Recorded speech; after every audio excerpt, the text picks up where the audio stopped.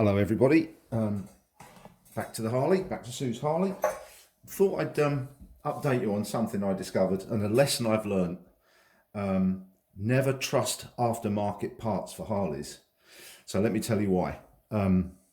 This, as you'll see, is a nice shiny oil filter mount. The mount's on the side of the motor, something like that. So what I plan to do with this, obviously put an oil filter on it, but I'm using these lovely steel braided hoses that I've used on the Dyna when I rebuilt that, and a lot of people use these to replace the standard rubber hoses.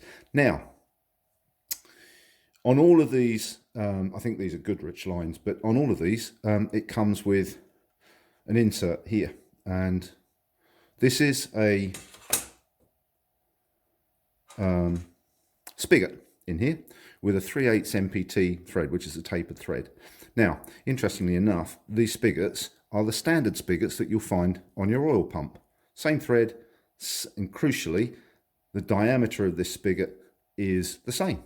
And that diameter needs to be a constant because this little rubber seal is very important, very critical to sealing this up and stopping the oil pissing out everywhere. And as you tighten this up, he says, right, as you tighten this up, it nips down onto the spigot, holds that really nice and firmly in there. Okay, story so far. So I need that spigot, size on my oil filter holder.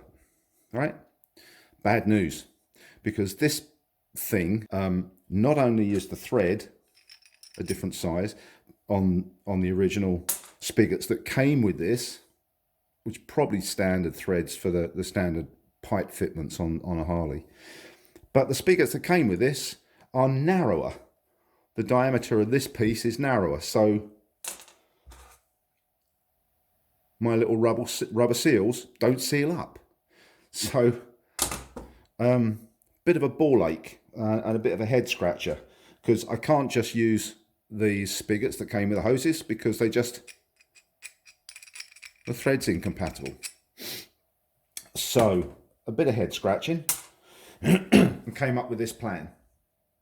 What I did was I took the spigots that came with the oil filter mount and I cut off the unnecessary bit. You can see it's a brass fitment under the chrome, but cut off the unnecessary piece, which is the spigot itself. And then I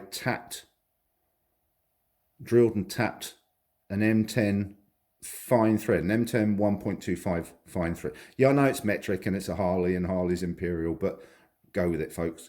M10 thread in there. And my plan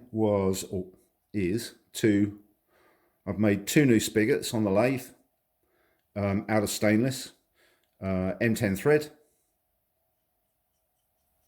that fits into there. That diameter of the spigot is what it should be. It's the same diameter, tiny fraction bit larger. I just done it a little bit larger, but principally it's the same. So now this assembly goes in place. So I think I've fixed the problem.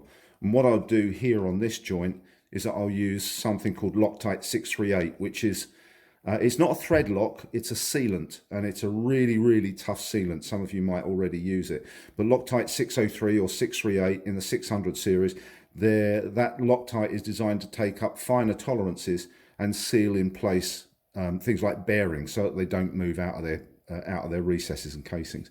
Loctite 638. So that's the stuff. It dries to like a kind of a resiny kind of finish, but anyway, it really locks components together and seals them. That's the important thing. This is what we have. So the 2 parts on each are together. This Loctite takes about 3 days to properly go off, so I'm not going to put them in super tight, but there you go. That's the finished job. And that will go back on there.